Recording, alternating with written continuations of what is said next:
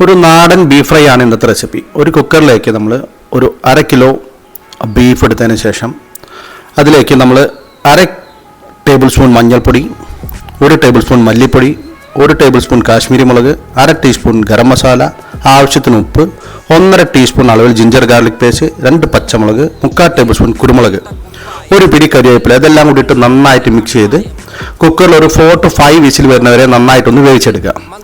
4 to 5 വേവിച്ചെടുത്തതിന് ശേഷം നമ്മളൊരു അടി കട്ടിയുള്ള ഒരു പാത്രം എടുത്ത് ഞാൻ ഒരു ഉരുളി എടുത്തിരിക്കുന്നത്. അതിലേക്ക് കുറച്ചൊരു 3 ടേബിൾ സ്പൂൺ എണ്ണ ഒഴിച്ചതിന് ശേഷം ഒരു പിടി തേങ്ങാക്കൊത്ത്, ഒരു സവോള ചെറുതായി കട്ട് ചെയ്തതും, കുറച്ച് ചെറിയുള്ളി, ഒരു 10-25 ചെറിയുള്ളിയും കുറച്ച് കരിവേപ്പില ഇട്ട് നന്നായിട്ടൊന്ന് വറുത്തെടുത്തതിന് ശേഷം അതിലേക്ക് നേരത്തെ വേവിച്ച് വെച്ച ബീഫ് നന്നായിട്ടൊന്ന് ഇളക്കി കുറച്ച് കുരുമുളക് പൊടി കൊണ്ട് വെതറി നന്നായിട്ടൊന്ന് ഡ്രൈ ആയിട്ട് ഫ്രൈ എടുത്ത് കഴിഞ്ഞാൽ നല്ല കിടില ബീഫ് ഫ്രൈ റെഡിയായി. എല്ലാവരും ഈ റെസിപ്പി ഒന്ന് ട്രൈ ചെയ്യുക. എല്ലാവരും സബ്സ്ക്രൈബ് ചെയ്തേക്കണേ.